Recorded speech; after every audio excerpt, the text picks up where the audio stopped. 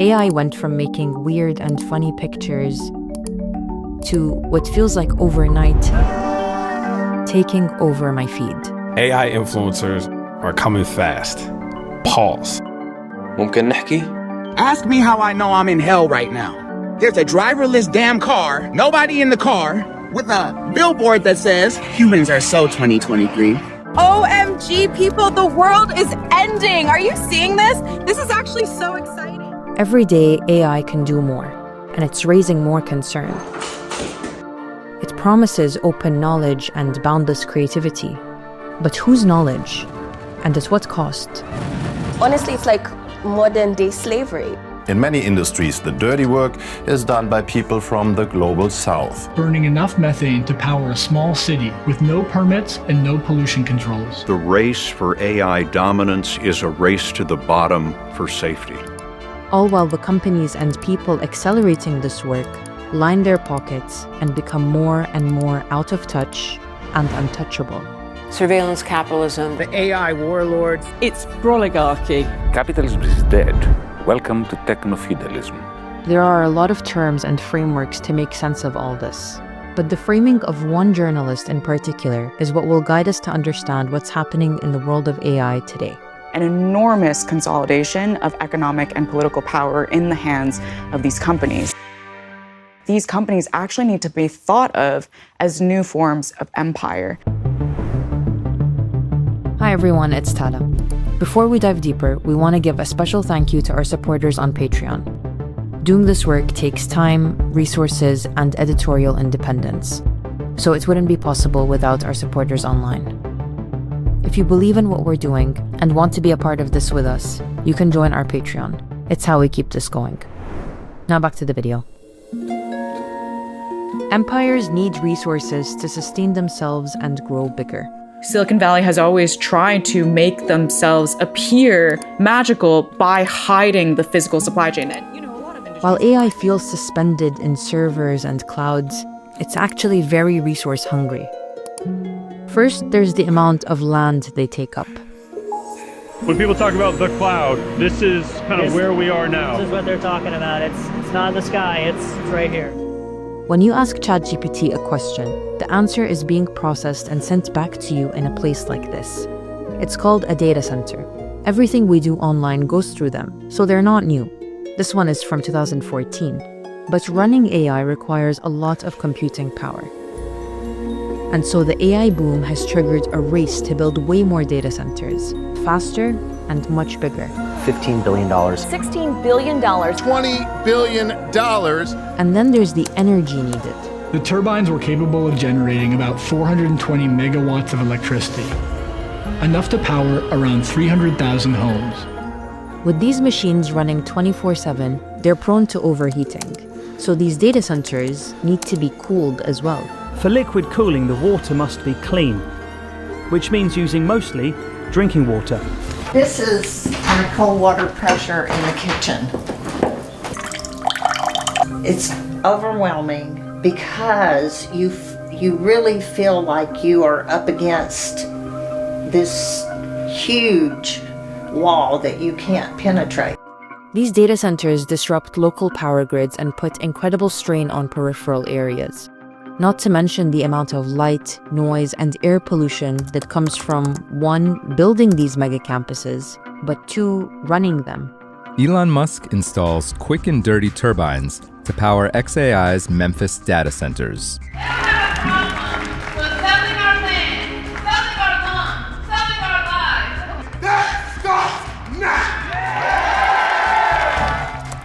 And then there's the minerals and mining and manufacturing to make all the equipment inside these buildings. The thousands of GPUs whose models are being upgraded and accelerated every 2 years. There's another kind of resource too, one that's not tangible, but definitely mined and exploited. In the past, empires expanded by seizing land. Today's empires expand by seizing data. It's always the data. It's the crack cocaine of Silicon Valley. Every organization wants to implement AI, but oftentimes the biggest bottleneck in their way is being able to create really high quality data and data sets to power that AI. These AI models are trained on the work of artists and writers, and then on our information too. Every click, every image, every voice turned into digital territory. And all of that is scraped from the internet without our permission or compensation. This has often been called data colonialism. All that data needs to be compiled and refined by people first before being fed to these machines. Those people have often been in the global south, like in Venezuela and Kenya. Well educated, but unemployed. It's not because you realize Kenya is a third world country, you say, this job I would normally pay $30 in US, but because you are Kenya, $2 is enough for you. That idea has to end. Another American AI training company facing criticism in Kenya is Scale AI. Sometimes the company just didn't pay them. When it gets to the day before payday, they close the account and say that you violated a policy. This guy's name is Alexander Wang. He's the CEO of Scale AI. Just like empires, these companies are gobbling up resources, selling it back to those pillaged and robbed on the margins, and turning it into wealth for themselves. All the while selling the idea that we need to build and accelerate towards bigger and better AI. And ultimately, all empires have this narrative that there are evil empires and there are good empires. And the reason why they, the good empire, have to be an empire in the first place and engage in all this resource and power consolidation is because they must be strong to beat back that evil empire. The goal is to be on top. That means constant expansion and competition. Just like empires of the past were competing against one another, so are these tech giants. So there was this aggressive race of we, the French Empire, are better than the British Empire. We, the British Empire, are better than the Dutch Empire. And we need to continue to relentlessly race and be number one because we're the ones that have the right civilizing mission to bring modernity and progress to all of humanity.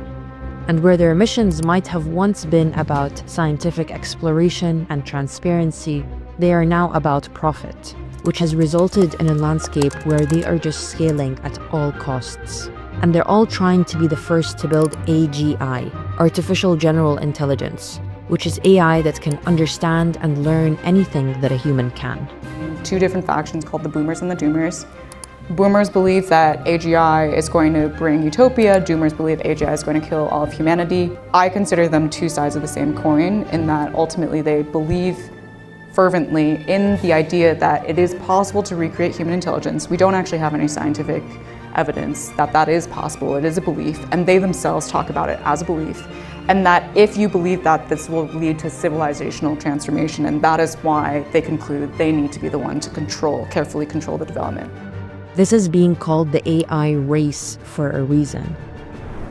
Here's Sam Altman, now CEO of OpenAI, introducing his mentor, Peter Thiel, founder of Palantir. If you're starting a company, if you're the founder, entrepreneur starting a company, you always want to aim for monopoly, and you want to always avoid competition. And so, hence, competition is for losers. This is the ideology of empire. Eliminate competition, consolidate control, and write the rules for everyone else. First comes monopolizing the production of knowledge around AI. So most of the AI research is actually filtered through the lens of what is good for these companies versus not, because they have a monopoly on the top AI talent in the world.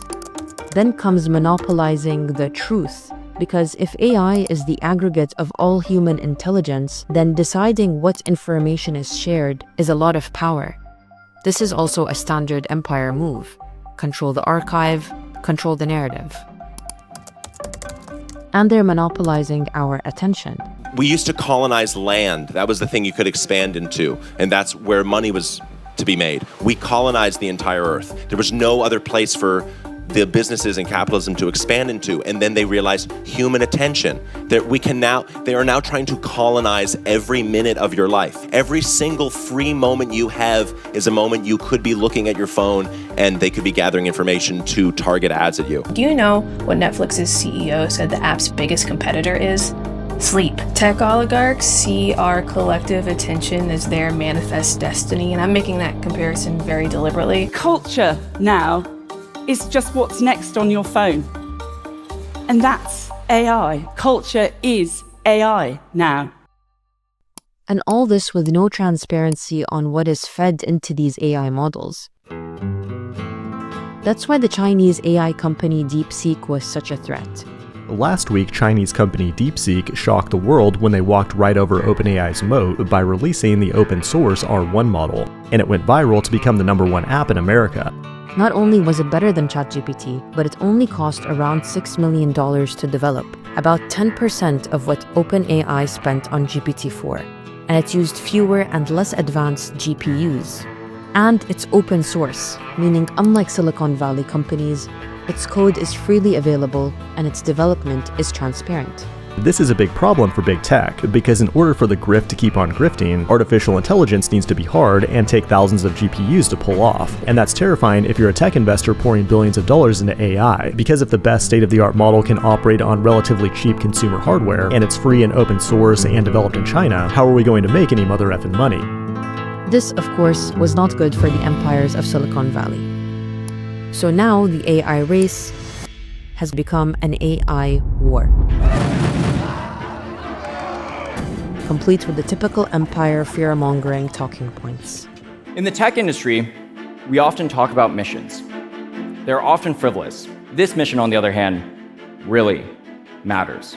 The AI war will define the future of our world and has the potential to shift the balance of diplomatic power. If what is good for these companies is profits and the bottom line, then it is no surprise that we're now seeing collaborations with one of the most insatiable and ever-expanding industries on Earth. Well, the Tech Squad is reporting for duty. Executives from OpenAI, Palantir, and Meta are on a mission, swapping their C-suite offices for military bases with the goal of bringing some much-needed tech upgrades to the Army. The use of AI in warfare isn't hypothetical or science fiction. It's already live.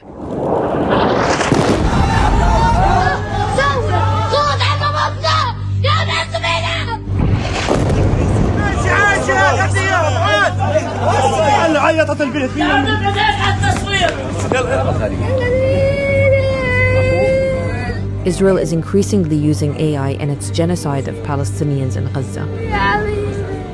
Like the two systems revealed in this investigation, called Project Lavender and Where's Daddy. The first uses AI to create a kill list, marking tens of thousands for assassination. The only human intervention is to confirm that the target is a man. The second is an AI system that tracks these men and signals when they've entered their homes because, quote, it's much easier to bomb a family's home. The system is built to look for them in these situations.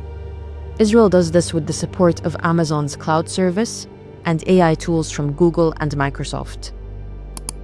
For them, it's a laboratory. Of course they want to work with us. Just as past empires used colonies as laboratories, so too does the AI empire today. Satya!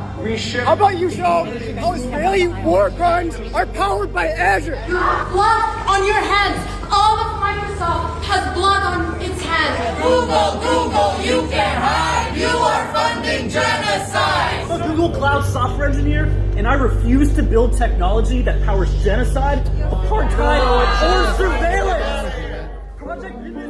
These companies are acting across the world, playing a role in global politics, in genocide, and they're racing to AGI, developing a tool that might pose an existential risk to humanity with no transparency and a priority of power and profit over our collective well-being. It's because they don't really care how much cost it takes on the current planet because they're done with it. Like, they're just trying to, while like this earth still exists, like pump all of that, the resources rape as much that they of it can. as possible, Yeah, extract exactly. as much of it as possible. Exactly. So who do they answer to? Who is holding them to account? Big tech often frames regulation as a threat to innovation. The ones that are massively regulated are not happening. The ones that are unregulated are happening. But behind the scenes, these companies are helping shape the laws that are meant to restrain them. We believe that excessive regulation of the AI sector could kill a transformative industry just as it's taking off. As Musk helps dismantle the very federal agency that's supposed to protect us against pollution like this, there is no way to miss how this is a coordinated strategy. It's about unleashing energy dominance, making America the AI capital of the world. And the EPA can't be restrictive of that. We can't be suffocating it. We could never win an election on getting certain things because we were in such a small minority. But maybe you could actually unilaterally change the world without having to constantly convince people and beg people and plead with people who are never going to agree with you through a technological means. And this is where I think technology is this incredible alternative to politics. We are rapidly recreating a time where there are a small group of people that get to make all of the decisions, and they act completely in self-interest, and everyone else kind of lives with the ramifications of their whims. AI doesn't have to go down a path of doom and gloom. That is a path being paved by increasingly reckless billionaires and their profit margins. AI is capable of doing incredible things to serve communities and people, and to be done in a mindful and equitable way. In her book, Hao gives the example of Tehiku Media, a Maori-owned broadcaster that set out to preserve their language, but refused to let big tech extract their voice data. Instead, they built their own speech models and kept control in the hands of the community. We think that we should empower the communities to lead their own platforms and solutions, and so that they can work together and help to move their people forward. We've shown that actually in today's day and age, with the technology available, with the right skill set, you can actually do some impactful things, and you don't need to be saved by some big outsider who's got like a lot of money. The question isn't whether AI will shape our future. It's who gets to shape AI. They have so much power. How can we stop them? When it feels like even the very terms of our conversation about what they're doing are dependent on their actions. First of all, I think you're articulating something that is also central to empire building, is empires make you feel like they're inevitable. Right. But throughout history, every empire has fallen. They need to consume so much in order to continue, that when there starts to be resistance on all of the things they need to feed on to fortify the empire and perpetuate the empire, it starts to crumble.